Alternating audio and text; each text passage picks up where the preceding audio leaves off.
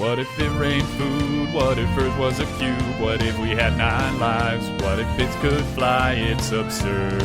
If money grew on trees, if we didn't have knees, if we walked through life slightly magnetical, it's absurd. Absurd Hypotheticals. Hello everybody and welcome to Absurd Hypotheticals, the show where we overthink dumb questions so you don't have to. I'm your host Marcus Lehner, and I'm joined here today by Chris Yee and Ben Storms. Say hi guys. Hey, I'm Chris. Hey, I'm Ben. So this here today is episode 90, which means it is divisible by 10, which means we are doing our lightning rounds. So if this is your first time listening to our show, this is going to be slightly different than our regular episodes. Normally we have one question that we all research and come up with different answers for, and there's all this great math and everything. But every 10 episodes or so, we take a little break from that, and we do a lightning round where we answer a bunch of questions just off the cuff and get into lots of nonsense discussions. We take a break from answering questions and answer more questions. Yeah, we have kind of a problem with our work-life balance, but you know what? We're going to deal with it. The problem with our work-life balance is that we're doing too much life with this stupid podcast. Well, yeah. But we have a lot of questions to get through, so let's start this one off right away. And our very first one here is, what if all toys became real? So there's a very important question we have to ask about this question that I think you know what I'm going to ask. I don't. Does this include sex toys? Oh. Ah! My mind was nowhere near that. I didn't know. Well, I'm sorry you were just disappointed. Damn, so are we saying real or are we saying Yeah, what does that mean in terms of anime? sex toys? Are we going Toy animate. Story? Yeah. Are we going like Toy Story, like they animate themselves? Or are we going like they become a version of the real thing? Like a little plastic dinosaur becomes a tiny real dinosaur, is what you're saying. Oh. Damn, that's much higher upside and much lower low side. Right, Let's go with yeah. that one then. Oh, God, no. Okay, Tiny so dinosaurs. Yes. I have to reiterate my previous question then. Because, I mean, there's a pretty big implication here. They're just going to have a lot of penises lying around. Well, here's the thing. Does this... Wow, this has gone off the rails within... I'm sorry. 0.3 of a second. It's definitely Ben's fault. Yep, I'm going to take full credit for this one. Or blame, however you want to describe it. So does the penis... Does it magically stay, like, how you imagine it? Or does it, like, now that it's just a disembodied member, does it start to, like, you know, decompose because it doesn't have any... I have a detachable penis. You've heard that song, right? Okay, anyway, sorry, continue. Or does it start, like, decomposing? Yeah, I imagine it would be the decomposing one. Oh no, that's even worse. No, I hate that. Here's I the other hate it. question. Do you have to, now, because it is a real penis, do you have to get your toy excited Jesus. before get it to work? Is it like, okay, we have to move on. This We is have not to our move on. show. We can't- Let's move on to Let's move normal on toys. to actual toys. The actual question. Okay, awesome stuff. That is problematic. Kids are going to have a lot of pets all of a sudden. Kids are going to have a lot of guns all of a sudden. And Oh. lightsabers and lasers. Yeah. There are a lot So of weapon toys. I think we destroy the society with this one, actually, it turns out. Okay, I mean, I don't think that society gets destroyed. Like, I mean, a ton of kids are going to have weapons. yeah, but I mean, like, a kid with a weapon is only so threatening. It's threatening. Don't get me wrong. A kid with a gun is a scary thing. But, like, I feel like the majority of the cases, like, the kid's not going to be, like, suddenly like, oh, man, I'm going to shoot everybody now for realsies. Like, I think you could, you know, as a parent, you could get it away from the kid safely in most scenarios. Let me just give you a nice little bit of context on amount of Nerf product that is made. Apparently, okay, this is a weird way to phrase this random website, but they said over 445,227,777 darts are made per year. I don't know why they said over and then that specific number, but So it's one over. That reminds me a lot of college when we would do like engineering calculations, and your answer from the calculator comes out to like 5 decimal points.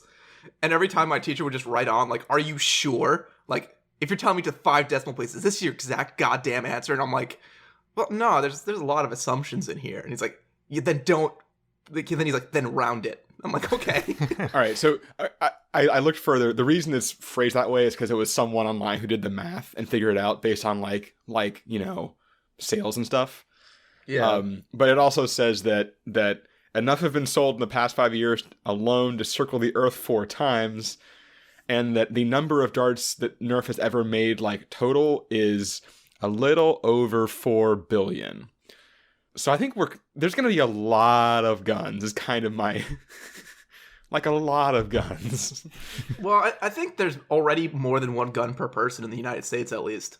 So, I mean, now there's like 3 guns per person, but you only have 2 hands, so the problem only gets twice as bad. Okay, fair. What other toys become awesome? I'm trying to look up like what the most popular toy is. Are the little green army men going to try to overthrow us? Oh no, Hatchimals! Oh God. Oh no, Hatchimals! Oh God, I want to eject from the question. Remember the Hatchimals with the growing necks that I Yes, that I they said come out before? They like come out of eggs and then their necks get really long and then they're already far too real without being actually real. Wait, okay, also, other problem, there's going to be a lot of just babies around. Oh. Ooh. Well, that's where all the extra guns are going to go. Okay, but I will say, casting for the next Star Wars movie is going to be incredibly easy. Okay, this is fair. Also, Cutthroat. How does that even work with like merchandising? It doesn't. Wait, so does the toy... I guess I don't understand the mechanism of this question anymore then. Well, I mean, if it's a real person, if the toy becomes a real person, they're a real person at that point. Like, it's just a small, actual Luke Skywalker. So are they a toy before the toy is finished, and then once the toy is finished, being made, I would say it it's becomes real? For the sake of my sanity, I'm going to say it's a one-time thing. Yeah, But, you just like overnight. let's fingers. let's avoid the. There's a lot to unpack here without going into the gray areas of what is a toy and what isn't a toy. Speaking of unpacking, thing I just realized, think about like action figures that are in a plastic container. Yeah. They're suddenly alive and trapped inside that. Ooh, not good for them. It's pretty bad. Well, I mean, they seem pretty okay in Toy Story. Yeah, but that's toys animating, not toys becoming real, right? Mhm. That's what Marcus has brought to the table with his decision. So they need air and stuff. Yeah, I'm just seeing like the Target workers are restocking the shelves, and then suddenly they're just gasping all around them, and they're like running frantically around with an X-Acto knife trying to cut breathing holes in.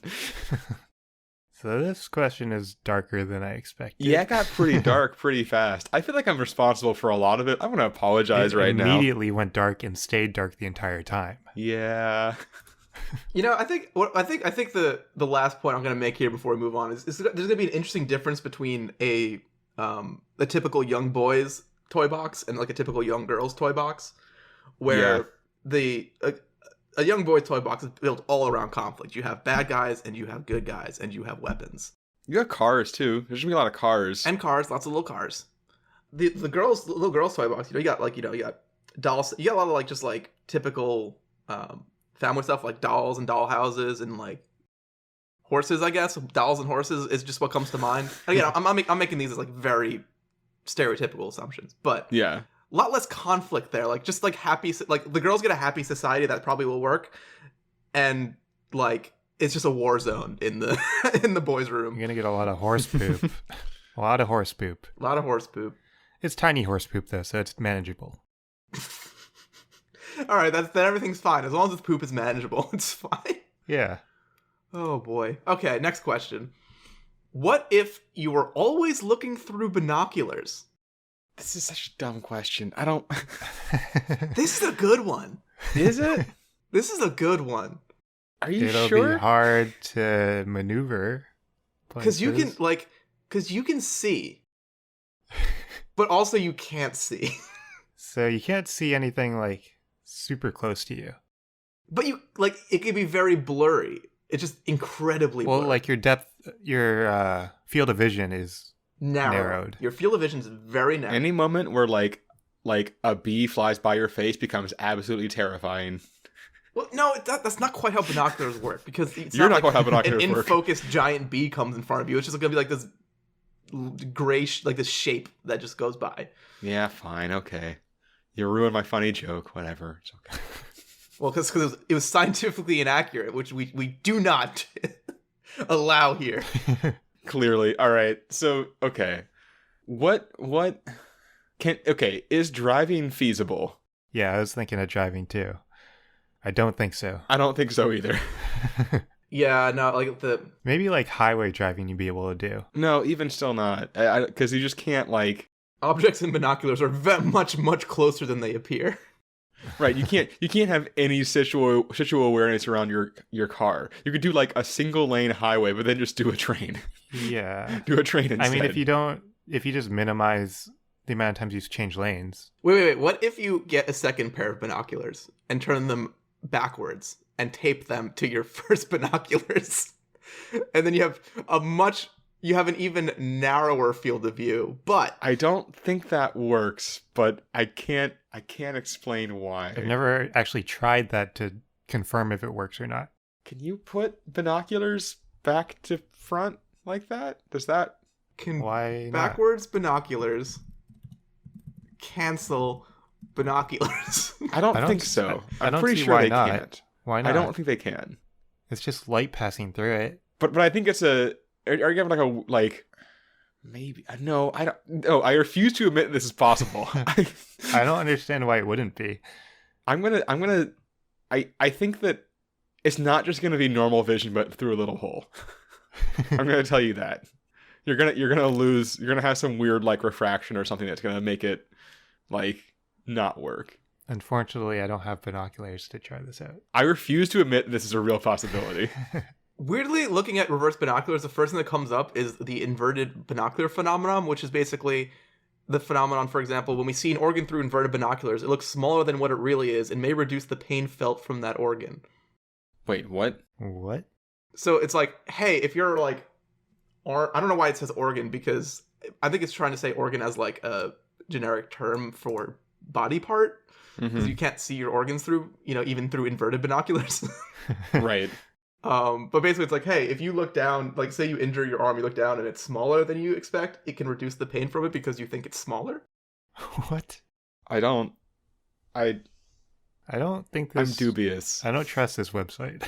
Does every sentence on this website end with comma, man? It is 420. Okay, so a whole 10 people were tested, whole 10 patients suffering from chronic pain in the right arms that was intensified by movement were asked to move their arm when their visual perception of that arm was altered. The result was surprising. There was an obvious relation between the size of organs seen by binocular and the way they felt. The bigger the limbs were seen, the more the pain was. So they're looking at their own arm? Yeah. Through tiny binocular lens. Or big binocular lens. And if they had big arms, they hurt more. And if they had small arms, they hurt less. Okay. So this is a ridiculous study. Look, there's a whole 3 paragraphs on Wikipedia about this and 2 sources from 2008. So once again, I refuse to admit that this is a possibility. I am denying this research. I believe that binoculars can cancel each other out in terms of the size that you see. I don't believe this pain study. This came out in Scientific American, which sounds legit. So the conclusion here is, if we were always looking through binoculars, we would hurt so much more. You'd get a paper cut, and it would be like the Grand Canyon opening up on your arm. You'd be like, ah! Well, that's if you're looking at yourself, though. You can't really see you have to put in some effort to look at yourself. I was going to say, yeah, I don't think you can really look at yourself. I don't think that really works anymore, right? Unless you have a mirror. But even that, you're going to be way too... I guess that'd be like a mirror that you're perfectly in from very far away. Because you can't look at a mirror that's like, across the room from you. It's just going to be like a weird giant blur. Yeah, you have to be standing in a very specific spot. Yeah. And the weight of the binocular is probably going to put some strain on your neck. I'm imagining like a night vision goggle type of thing, but it's just binoculars. That makes sense. I mean, I think you can get binoculars. I mean, if you had to do this, I think you get binoculars that'd be slightly more comfortable. I think you could definitely get smaller than a VR headset. But yeah, if you just put in fucking the giant ones on your neck, you're gonna die. I'm just seeing like one of those little pair of opera glasses like on your nose, and that's like your binoculars. Would you have just like a fake binocular counterweight on your back, on the back of your head? That feels like it would be worse. Fake binoculars behind. Yeah. I like that. So You're gonna hurt a lot more, and you want fake binoculars on the back of your head. Yeah, you're gonna hurt a lot more, particularly your neck. No, but let's move on. I feel like we're doing a bad job solving these, boys. But there's a lot to unpack on these questions. It's not our job to solve them. We're just answering them. Oh, good. That's a relief. Next question here is, what if everyone looked exactly the same? So I think we actually have a lot of overlap with a full question we did, which is the what if everyone was invisible? Yeah, because you covered identification, right? Because that was the first thing I thought of when I saw this question. Clarifying question. People don't sound exactly the same, right? No, people don't sound exactly the same. Okay. Also, are we allowing people to stylize, like get haircuts and grow facial hair and wear funny clothes? But then they don't look exactly the same anymore. Well, so I guess that follows up. That goes to my next question, which was, are we saying everyone looks like a sort of, generic featureless form, or everyone looks like, I don't Everyone know, looks say like Tom Hanks. Ian McKellen? Oh, well, we both went with actors, but I think I like yours more. Yeah. Everyone is Tom Hanks. Everyone is Tom Hanks. Everyone's young Bruce Willis. Everyone is young Bruce Willis. Perfect. I love it. I guess, wait, well, we should explain, hold on. We have to explain that. We can't just No, we leave don't that have to out there. explain that. I could have just said young Bruce Willis. People are like, that's also an actor. That's fine. Fine. All right, whatever. So you had to be able to get haircuts and stuff, right? Otherwise, are we just saying that, like, your hair doesn't grow or anything? What if everyone is just in a state where everyone's appearance updates to always be exactly the same? Like the last person to put on a shirt in the morning, everyone wears that shirt. So no, or there's like one template person, and everyone follows that template person. Oh, that makes more sense.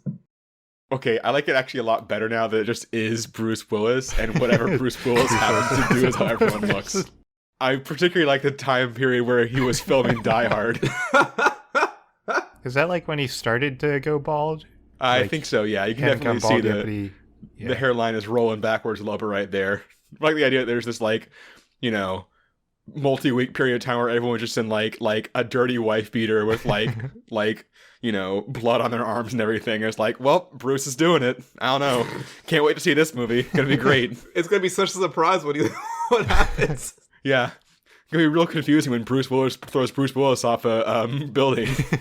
Oh yeah, that is true. Everyone in the movie is going to be Bruce Willis. Well, I like the idea that they just do like some very extreme makeup for people to make it more clear who everyone is.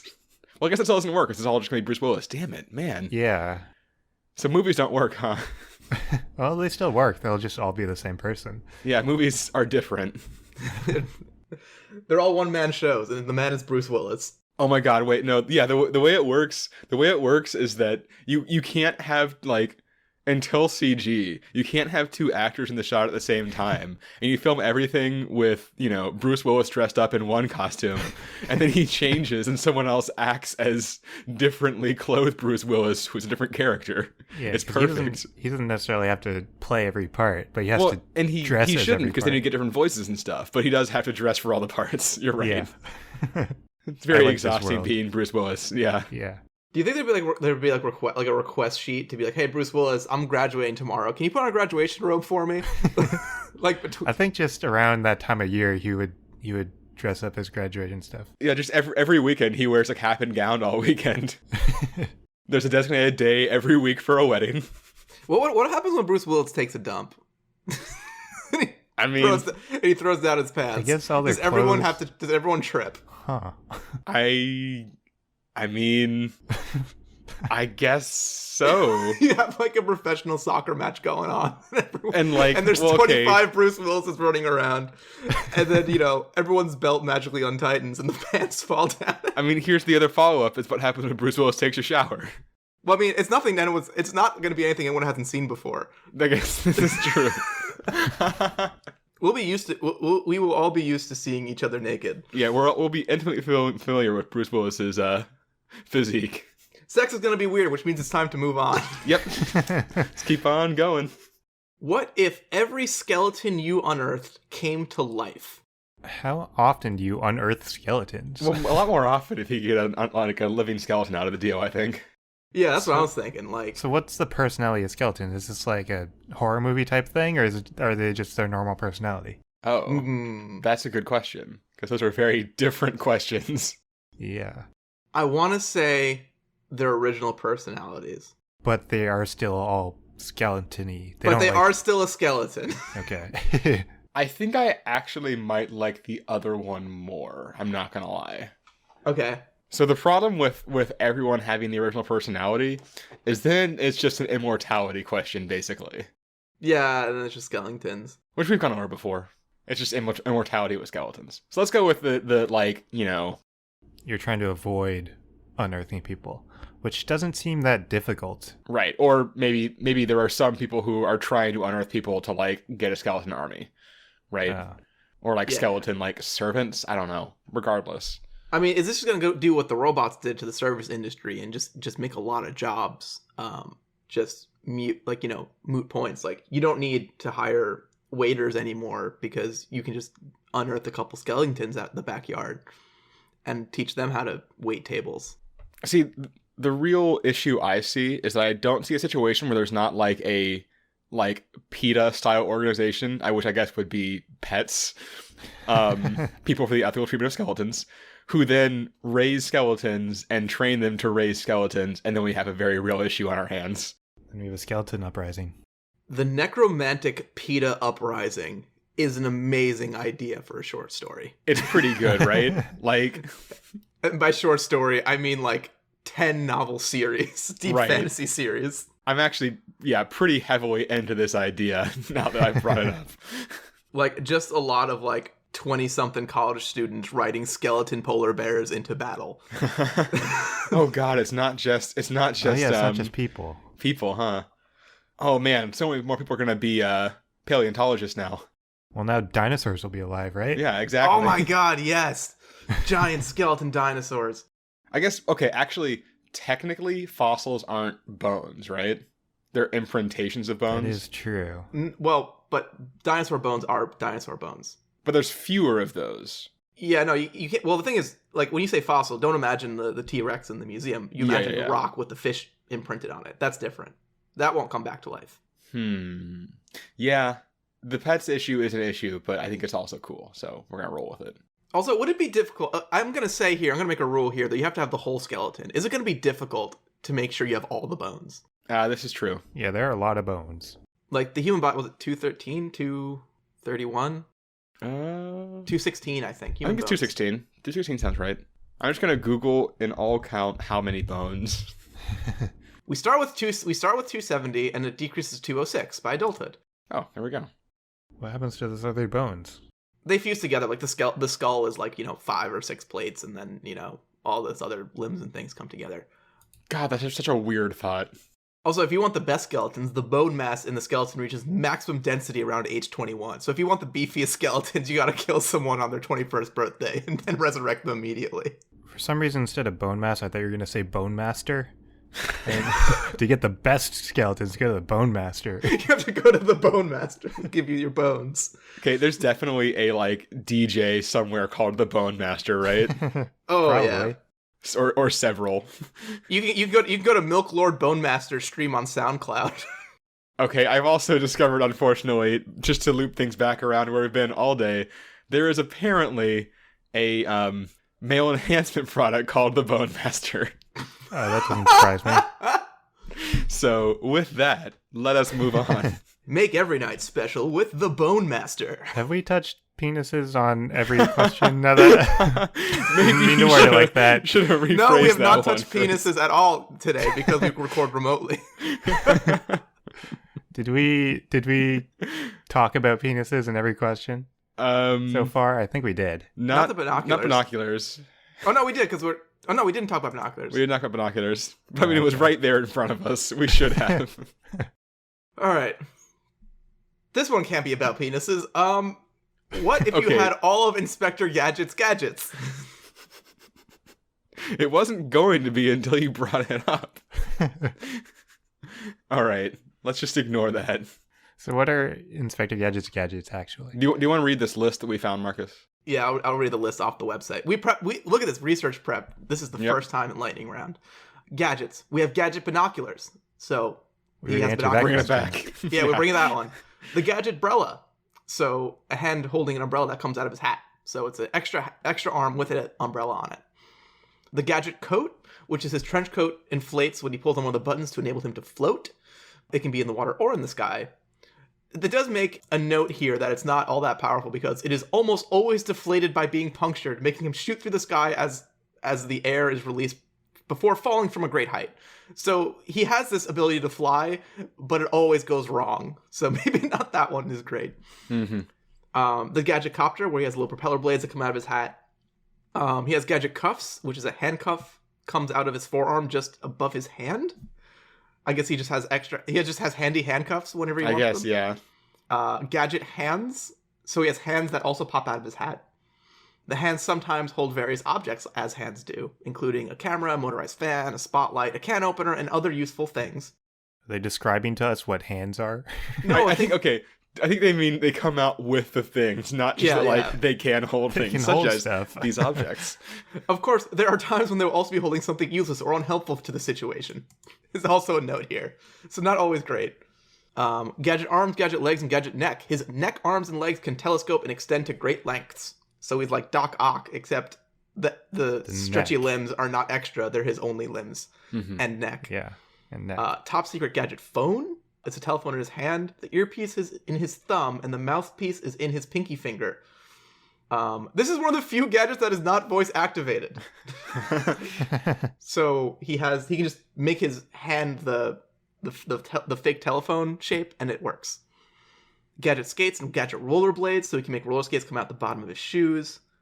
Inspector Gadget himself is bad at rollerblading, it says here. Mm-hmm. And Gadget Springs, so if you don't want to skate, you can also spring around. I'm sure he's better at that than rollerblades. I'm sorry, it doesn't come out of his shoes. A spring comes out of his hat, enabling him to bounce, usually when falling head first and hitting his head against the ground. He also has springs in his shoes. Oh man, so He he has pretty much springs has everywhere. springs everywhere. Yeah, exactly. Okay, so he has... The main thing, I guess, is he has a lot of hands. He has a lot of hat hands. Basically everything comes out of the hat except like he has extendo arms. Yeah, and legs. So now that we've spent like 3 minutes going over all the gadgets, what if? What are these useful for? I mean, you can kind of fly, but apparently very badly, and all of the mechanisms for flying. I mean, they never say that he's bad at helicopter flying, right? They do say it would occasionally get broken, including the spare one that was there in case of failure. So it's not like super reliable. Also, it doesn't really make that much sense in the context of real life. Well, I mean, It really sounds like the main thing about this is that you have all this cool shit. You can fly, you can spring around, you can rollerblade, you can like grab things and have useful gadgets all the time. But you're working on cartoon logic where 5 out of 5 times it's also going to be hilariously unhelpful. right? Like, yeah. It's going to ironically punish. You have all these great gadgets that are going to ironically punish you every time you try to use them. But if we're working on cartoon rules, then you're not going to die. You're not going to die. It doesn't mean you're going to get done what you want to get done.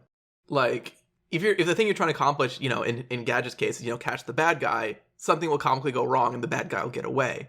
So if I'm trying to do something like make dinner and I'm like, oh man, my knife is in the dishwasher or something. And I'm like, let me just get my Gadget knife. It's going to come out, but then it's going to like chop up my whole kitchen. Like, it's just going to destroy my kitchen. And I'm like, man, I had the knife, but like it didn't work out the way I wanted it to. I mean, just the fact of having extra hands is pretty helpful. And Yes, I it's feel very like helpful. if you constrain yourself to mostly using the extendy stuff, you should be mostly okay. It's just going to be the temptations. You're always going to have the easy way out. You're always going to have that temptation to just be like, oh, I have the perfect gadget for this. What could possibly go wrong? And then it's going to tell you what could possibly go wrong. But is your willpower strong enough to not use your gadgets? No. Yeah, No. I think the answer is going to be Hard no. no. Because you're going to have moments of weakness where it's just going to be like, you're going to go on the couch and you're going to turn on the Netflix and you'll be like, okay, fine, relax. Like, oh man, I left my drink on the table. And you're going to look down at your extendy arm and you're going to look at the table that's just like 5 feet away. And you're going to be like, oh yeah, I'll just grab it. And you're going to shoot it out and something's going wrong. It's going to miss. It's going to hit the table. It's going to malfunction and shoot up punch a hole in your ceiling. It's going to spill the drink on the floor. Now you got to clean it up. And you're like, oh man, I got to clean it up. Oh man, I'm out of like cleaning supplies. Let me just get it out of my hat. And then it just sprays it all over. And you just go into this cartoon disaster. I feel like of all the tasks I have to accomplish, I can handle the picking up a drink task. I'm not saying you can't handle it, Chris. I'm saying the temptation's going to be there to knock it off the couch. Like, just The small I mean, moments. I can use my extra extendy hand. I feel like I can control that enough to pick up a drink. But I'm saying is, even if you feel like you can control it, and you will feel like you can control it because you have control of it, things still go wrong. Mhm. There's just always going to be this temptation to do it, and it's always going to backfire. But you're going to do it anyway because human nature is stupid. The higher risk gadgets are obviously the helicopter thing and the everything with the feet. So I actually have one thing with the helicopter is that if it does fail, you do have the springs in your legs to help you land.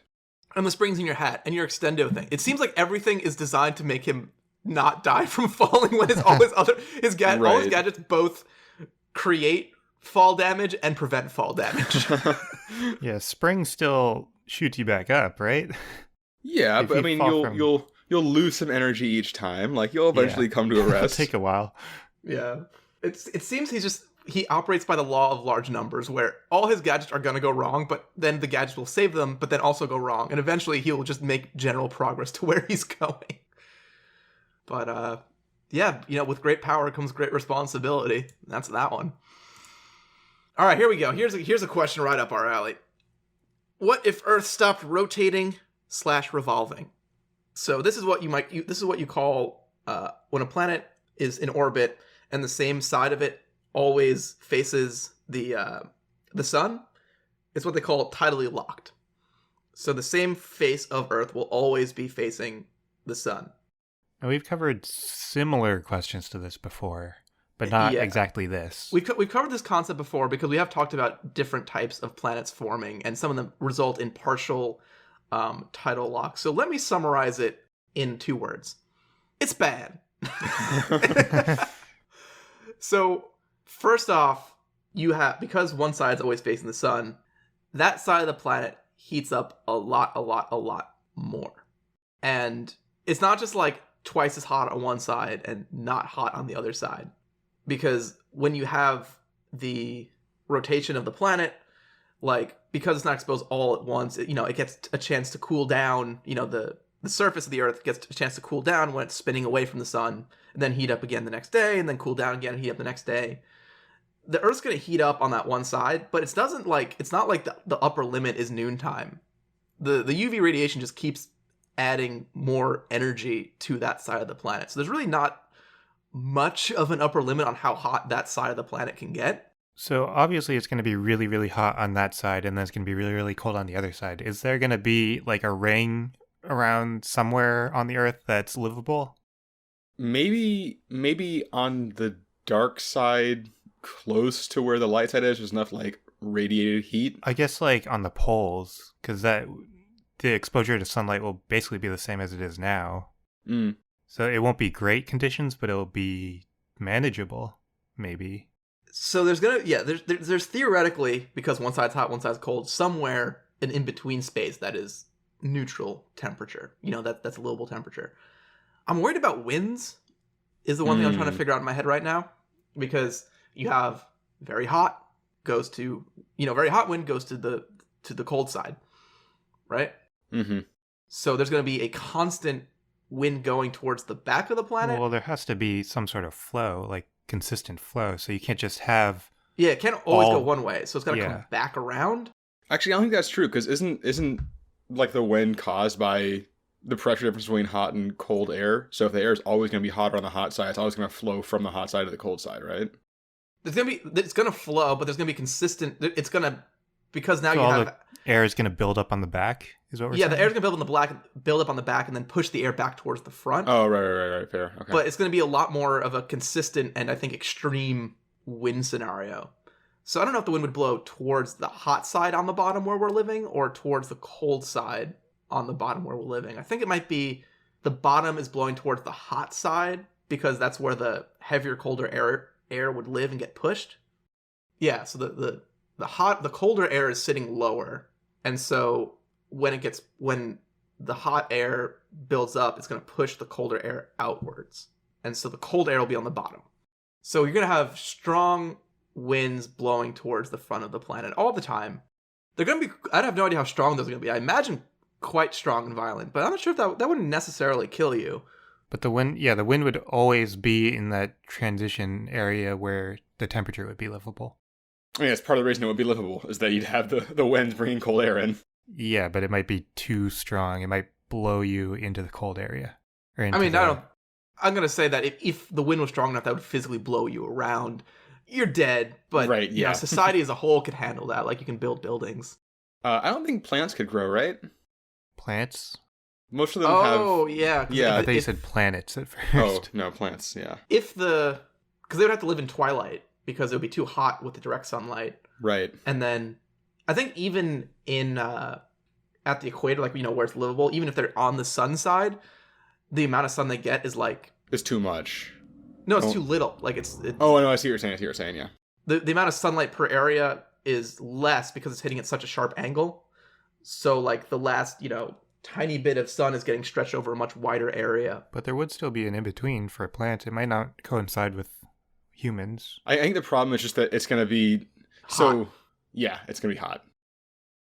It sounded like Ben was going to go into a really long explanation. I mean, yeah, I had more. There's a few things involved, but I think the bigger thing is going to be hot. And then I feel like for the most part, plants don't want constant sunlight.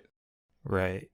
Which is going to kind of be a thing. So, Man, I feel like we should, like, consult on, like, sci-fi books about, like, fake planets, because I feel like we're getting a real handle on, like... I mean, everything we just said could be wrong. We did not do any research That's also at all. a very important point to make. But it sounded all really smart, so I think we should quit while we're ahead. Yep. Generally, it's bad if the Earth stopped rotating, revolving. The last thing I guess I would say about this question is that if it stopped suddenly, like, you know, the day the Earth stood still, where the Earth just stops... Wait, the hold biggest on. problem. I want to back up. That's not what the day the Earth stood still is about. Sorry. What's the movie about where the Earth aliens. stopped? I don't know, but the day the Earth stood still is just one where there's like an alien that comes in a rope with a robot. Yeah. Is it the one where they go into the core to restart the Earth spinning? The core? Nope. No. I thought in the core was going to like collapse or something. All right. Well, it's definitely. I mean, there's definitely a movie about the Earth stopping. It's not the day the Earth stood still. It's not that one. I can guarantee it's not that one. Thank you Wanted to for get out correcting in me. front of that one. Baby Earth stood still. Keanu Reeves comes to Earth. Yeah. Well, that's the remake, but That's the yeah. remake. Anyway. But on a planet size scale, the problem is that the mantle that we all live on, the top bits, We all live and love. Yeah. it's all pretty, again, on a planet size scale, liquid. So the momentum of if the Earth, you know, stopped, the plates and everything are just gonna keep spinning, and we're just gonna have, you know. Well, there won't Absolutely. be any momentum, right? Because it wouldn't have ever been moving. He was saying if it was a sudden thing. If it suddenly stopped, yeah. Okay. If the Earth stopped today, spinning, you know, the outsides of the planet would continue spinning, and actually they would continue spinning at a faster rate than the inners of the planets, just because they're further away from the center. You know, just through geometry, and that would be huge problems. Again, everyone would not survive that one. Also, if it never was moving, then we wouldn't have a magnetic field, right? Because there's no movement in the core of the Earth, and that movement is what causes a magnetic field. Yep, and since there's no magnetic field, we're not protected from solar radiation, which would mean it would heat up even faster. And Yeah, we did a whole episode on that. we did hold up to that. But just to recap the conclusion there, if we don't have magnetic field, the solar radiation strips away our atmosphere, and now there's no air to breathe, and then we're also more dead. So we don't have to worry about wind. Yeah. All right, let's scale back down to daily life hypotheticals here. What if all food was spicy? I would am fucking really love this. bad with spicy food. Well, we got two sides of the coin here. All right, cool. I'm on Chris's side. I am not a big spicy person. I love I always spice. think I can handle more than I actually can, which is very little. Spicy food is great. I actually, so you know, my wife is from Trinidad, and my mother-in-law gave me a, so in Trinidad they use these scorpion peppers. They're just like these very spicy peppers and a lot of stuff. And my mother-in-law gave me a package of salt that is infused with scorpion pepper, and it is like the greatest thing ever. I made guacamole with it yesterday, and it was incredible. Oh my god. See, I like the sensation of spice, but and I enjoy it, like my first few bites of any spicy food, but it just builds and builds and builds, and I can't handle the building. I see. Yeah, after like 4 or 5 bites, I'm just like, man, I liked that flavor, but like I'm dying now, and now I can't eat anymore. Yeah. See, part of it, a lot of things that are spicy don't put enough sweetness in them to counteract it. That's something I've learned through cooking. Anyway, hi, I cook things. Let's move on. Oh, excuse me, Gordon Ramsay. Excuse me. But no, I am all for this hypothetical and try to enact it in my daily life as much as possible. So what food is the worst to be spicy? Does food include drinks? Yes. Okay. What is the worst thing to be spicy? Milk. Milk is pretty high up there, thinking of milk. Well, hold on. Milk is actually probably going to be cool spicy because it naturally counteracts itself. So you'll taste the spice but won't have any after effect. That's actually pretty awesome. I kind of want to try some spicy milk. Don't. I'm not going to. Don't worry. I'm not. It's something that you could easily do. It's something I have that salt. I could do it. What is just not going to be good spicy? See, everything. That's the answer. Boom. Done. Everything's really spicy. You guys can't even think of anything. No, I'm thinking of a bunch. I'm just trying to think which one's the worst. I mean, it's all just like sweet stuff. But sweet and spicy is great. Sweet and spicy is an awesome combination. You ever had like the spicy like Mexican chocolate or anything? I have. Oh my god, I would kill for that. It's so good. So the problem, actually, I think the problem is when you hit the point of, oh man, that was too spicy for me. There's no relief anywhere. Yeah, you're gonna hit that eventually, no matter who you are. I think you can still drink spicy milk and it would help. Well, if the milk's gonna be spicy, it has to lean on the spicy side of the equation. Right. It can't counteract more spice than it has. Then it's not spicy. Net spicier. But the milk thing, it is something where it's actually like a chemical thing that lets get rid of the spice. It's not like it counteracts it with flavor like sugar does, right? So I think it still would strip the spice out of your mouth. But it's also still adding spice. And I think what we're saying is that it has to add more spice than it strips. It takes away, yeah. But I don't know how it would work. Whatever milk does to help, it has to undo it with spiciness. I mean, we define how spicy things are in this hypothetical, and I guess that's what we're saying. But I mean, like spice is like a chemical thing, though, right? Like there is a chemical, like it's like capsaicin, right? Is what it is that is spicy. Capsaicin, yeah. So like the reason that milk works is that it capsaicin like binds with the oils, like in your saliva or whatever, and that's why you can't get it out of your mouth. But milk breaks down that bind. It's like soluble with it. Yeah, and strips it out. So is milk just gonna be like the low-key spiciest thing because it has to counteract its own unspiciness? Like so that's why I'm not sure is milk just made of ghost peppers now? Well, no, but I don't think it works that way because I think that what would happen is that I think it dissolves into the milk. Yeah, but then it still can't like bind in your mouth because of the milk. So I think it would taste spicy in the moment when you're drinking it, but not have any after effect. I might have to try this actually. So it would net zero no matter how much spice you put in it. It would still taste spicy. It just wouldn't have an after effect. Right, lasting effects. Yeah. So I think you could still use spicy milk. Get some scorpion milk. Make some scorpion milk. And then drink it on our behind the scenes episode, and we'll live stream your experience. I will actually do this. I actually agree with this. Yeah. I also want to Google. I can guarantee that scorpion milk is some sort of like workout supplement or something. Give me a second. I'm putting it on our behind the scenes structure right now, so that we don't forget it. Oh, this is our hook for this. I'm not sure. This time. Damn it. Behind the scenes. Listen to Ben drink spicy milk. Did you know that scorpion venom is apparently the most expensive liquid on the planet? It costs $39 million per gallon. Why? I don't know. What use do they have for it? They milk venom. What is it used for? Oh, it's used in medicine. Oh, okay. That makes sense then. Oh, you can use it to treat brain tumors in humans, apparently. So that makes sense, the cost. Yeah. Of course it's medicine. That is buck wild. If you owned one scorpion, you would have to milk it 2.64 million times to fill a gallon. Or 2.64 million scorpions once. Right. That feels like a better idea. I don't like using the verb milk to describe that for a scorpion. I mean, I don't either, but apparently it's what they do, so we gotta live with it. I mean, it just goes to show scorpion milk is a real thing. I mean, sort of. Okay, anyway, point being, I'm down for this all food being spicy, and I apparently have agreed to drink spicy milk on a podcast. So yeah, and if you want access, did I say it already? If you want access to behind the scenes episodes, you do have to become one of our wonderful Absurd Hypothetical patrons over on patreon.com/absurdhypotheticals. It's just $1. Again, it's the price of like 1/5 of your cup of coffee in the morning, so go ahead and do that. All right, and now that we've accomplished our goal of making Ben do something stupid on the next time we record, that gives us the opportunity to go to our Would You Rather question. All right, Chris, are you ready for a Would You Rather question? Yes, hit me with it. Whack! Ha! Jokes. Ouch. That was... Jesus, just please continue. Would you rather go bowling with a coconut or a watermelon as your bowling ball? The coconut seems like the better option because it's actually a circle. Right? They're not very good circles, though. It's a better circle than a watermelon.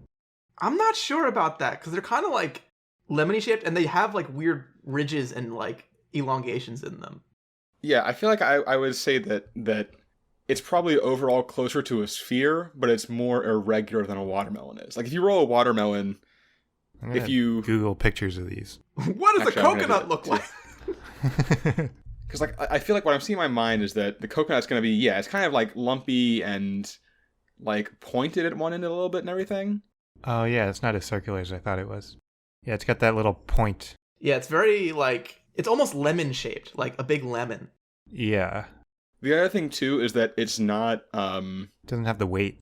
well, and it's not like a regular density throughout it, so I think it's going to roll weirdly because of that. Because like the liquid's going to slosh around inside. Well, that just gives you extra spin. Did you know bowling balls, professional bowling balls, are not weighted in the center?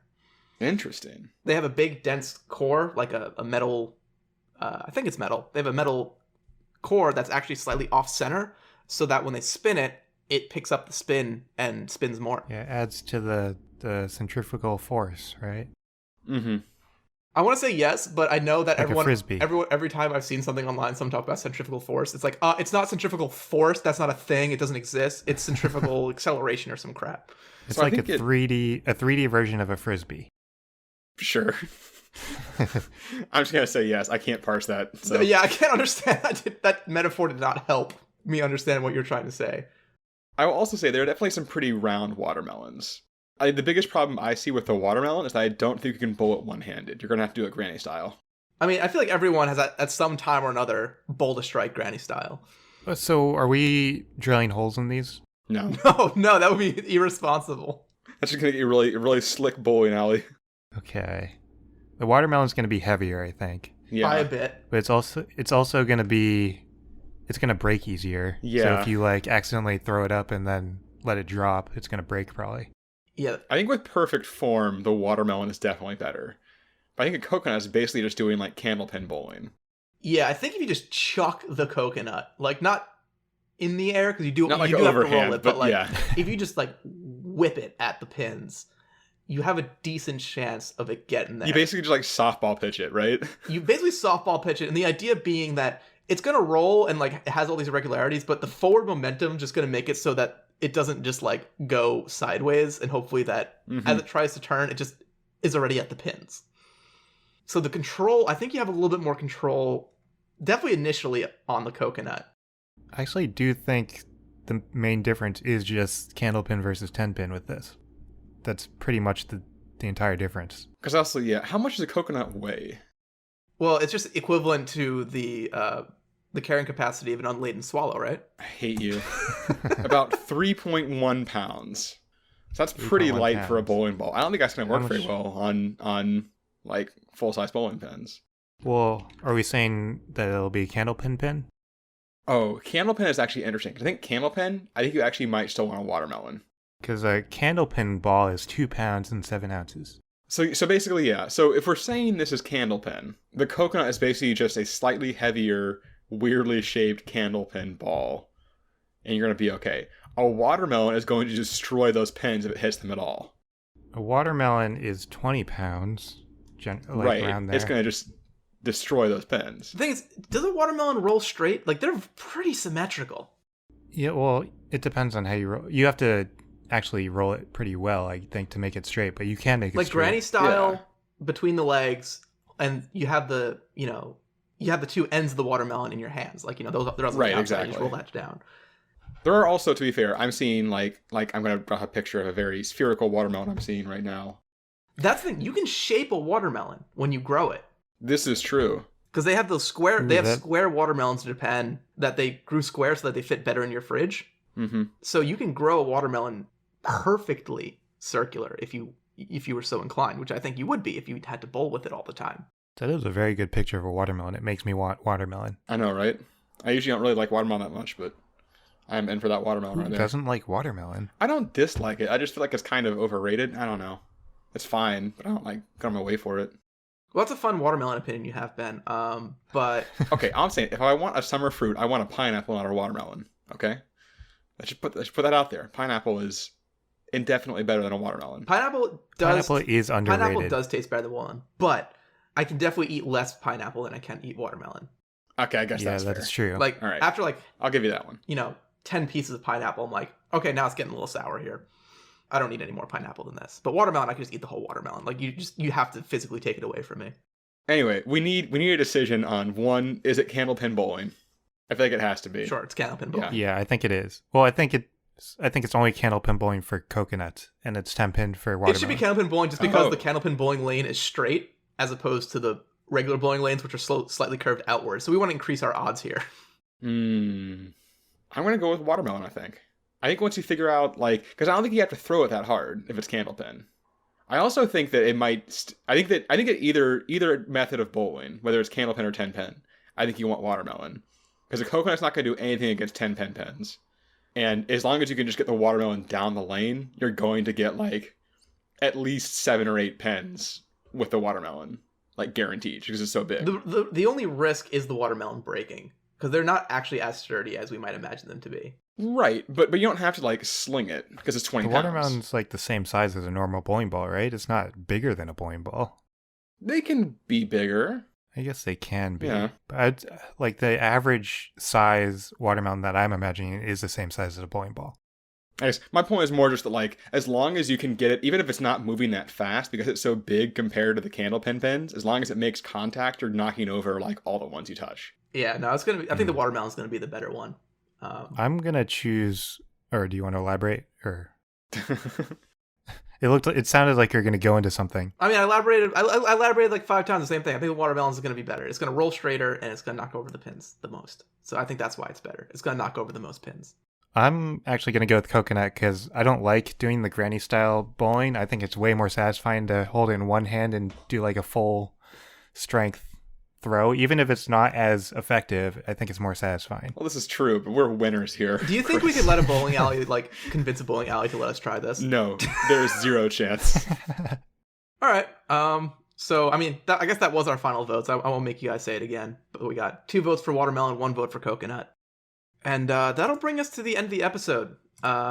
Before we go, I have just a couple things here. I X'd out of it. Let me make sure I don't forget anything.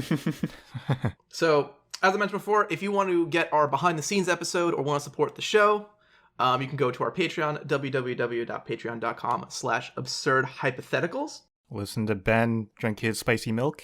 Yeah, and we've done a bunch of stuff now with the behind the scenes. We've had special guests on. We've done sometimes we'll add on to answers and things. So there's lots of goodies there. We talk about the show. It's kind of a laid back. I'm going to say less formal, even though you may not believe that it can get less formal than this. Mostly hang out between us three. We just chat about whatever. And the last month's questions and kind of go through what we really thought. In addition, other thing, this is new. This is important. Everyone listen up. We have our 100th episode coming up. This is episode 90. In 10 more episodes, it is kind of like a lightning round what we'll be doing.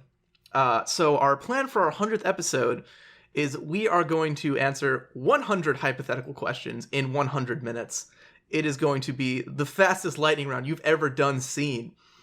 And since it is 100 different questions, we need questions. We need questions from you, the listener, because Chris bought a book of 3,000 of them, but they're all terrible. They're not good. Just like I have this book of 3,000 terrible would you rather questions, which we've managed to get a few serviceable ones out of. The what if book seems much, much worse. So we are definitely soliciting and would love to answer your what if questions in our 100th episode. So please send those in to absurdhypotheticals@gmail.com. In addition, we have prizes. I'll call them prizes. Chris, want to tell us a little bit about our prizes? Yeah, so if you don't know already, in addition to doing this podcast, I also write books. And I've been working on getting an audiobook version of my latest book released. The book is called Serial Cortex. And I have a bunch of free codes that I want to give out. So if you want to submit a question, you can submit a question to that email. And just let me know that you also want a free code for this audiobook, and I can send you a copy. A little more about the book. So the book is it's like a sci-fi crime thriller. So I like to describe it as kind of a mix between Inception and Silence of the Lambs. So the premise is that they have like a technology that allows people to go inside people's minds, and they're trying to use it to investigate a murder suspect. So they go into the murder suspect's mind and crazy stuff happens. So if that sounds up your alley, just let me know and send a question and I'll send over a copy. Yeah, just write a line like, code please. Here's a sentence, just write code please. And then you don't have to worry about phrasing that you want free stuff from us. Just say code please. Right. We'll figure it out. Yeah, we'll get there. I, for one, am very excited to listen to it. Unfortunately, we are in the past as we record this, so I can't listen to it just yet. But once I can, I'm going to listen the crap out of it. I don't know how many responses we're going to get, but I only have 100 codes. Well, that's great. I don't think we're going to hit that limit. we have, if we get 100 questions, everyone gets one. Yeah, exactly. But there is like a tiny, tiny chance that I run out of codes. I don't think it's going to happen though. So. Oh, and one last thing. Be sure to get them in a little earlier. So now's episode 90. We'll probably be recording our 100th episode around the end of May, start of June. Yeah, because we record ahead of schedule. So. Mm-hmm. So do not simmer on your idea till episode 98, 99, because it will be a little too late for us to do it then. And we'll keep on reminding you on the upcoming episodes. Exactly, and yeah, we'll post it there. And if you don't want to send us an email, you can also reach out to us on our Facebook page, or theoretically we have a Twitter. So when's the last time you posted anything on there, Ben? I think we have 3 tweets, but if you do tag us on Twitter, I will see it. So got that going for you. What is our Twitter? Is it at Absurd Hype? HYPE hype. Yep. So do those good things. We'd love to get your questions, and if your question is so good that we don't want to put it up, we don't want to answer it in only 1 minute, there's a good chance we'll just do it on a regular episode. So if you have a great, if we see your question like this is a full episode, we'll do a whole full episode on it. And, you'll get a whole hour of us talking about your question. Well, 40 minutes, then 20 minutes of a would you rather question. But either way, we will cover your question and it'll be awesome. And you will be eternalized in this podcast format. But in any case, after you submit your question, you can feel free to join us next week, where we answer the following question. What if everyone celebrated every holiday